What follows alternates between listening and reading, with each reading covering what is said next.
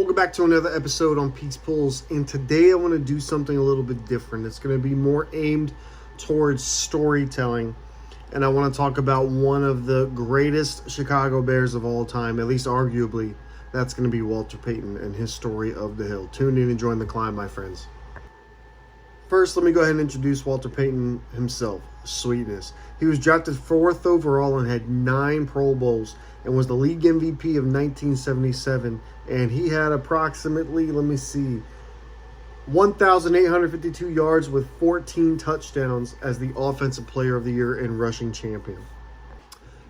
He had a single game record that lasted all the way till 2000. That was 275 yards rushing against the Minnesota Vikings. That was back on November 20th of 1977 during that MVP campaign.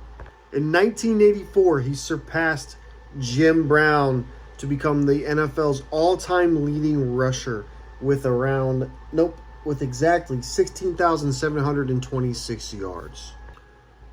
Also, in 1985, he was a part of the Super Bowl winning Chicago Bears that were 15-1 that year. Sadly, he wasn't able to get a touchdown. I know that's a big controversy with the team and Mike Ditka for that year, but still, he was a key player in that game and in that season. And in 1987, Walter Payton retired after 13 seasons, and every one of them was with the Chicago Bears. And his career, again, ended with 16,726 yards, 110 rushing touchdowns, 4,538 receiving yards, and 15 receiving touchdowns. So he had a pretty illustrious career, to say the least. And in 1993, Walter Payton was inducted into the Football Hall of Fame during his first year of eligibility. And there's also an award named after him called the Walter Payton Man of the Year Award to recognize excellence on the field as well as extraordinary community service. Those are the numbers that anybody can look up and that everyone can remember and recite. But what about some of the stories that you kind of have to follow along with to really know about? We're going to talk about the hill.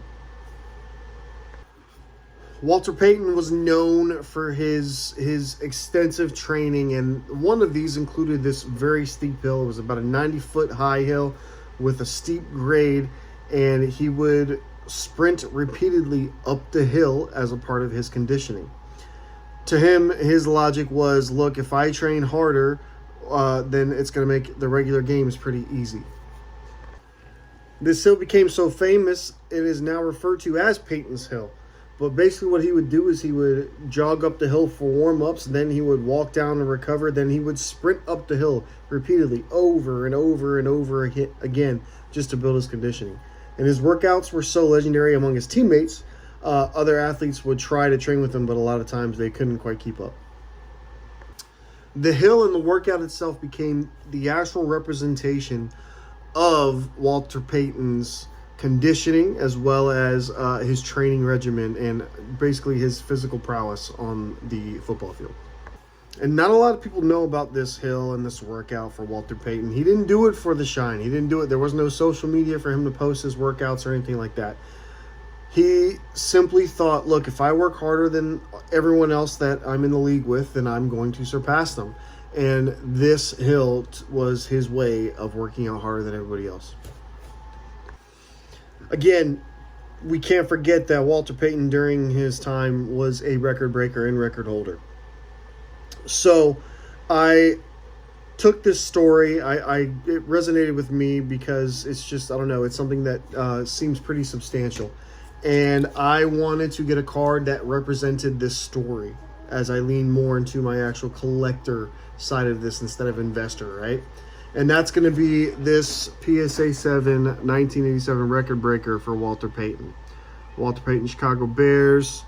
Most consecutive games, 100 or more rushing yards in 1986. And this is a near mint 7. 1985 record breaker. Had the most 100 or more yards rushing. Bears, Walter Payton sets the record by rushing for 100 yards in 9 consecutive games in 1985. The former mark of 7 was held by O.J. Simpson and Earl Campbell. And Marcus Allen also tied Walter Payton's standard later in the 1985 season.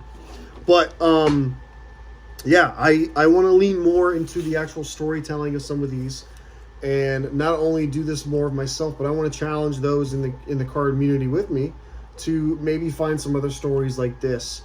I'll tag you all in the description, but you know who you are. My boys EB Dog Pound, Buckeye Sports, Joey Rips, Hville Cars. There's more SV Vintage. There's so many of you, Hammy, that I can name off. But I challenge you guys to jump in here. Find a story that resonates with you, with your team, or just in the sports world itself, and find a card that signifies that story to you. It could be personal.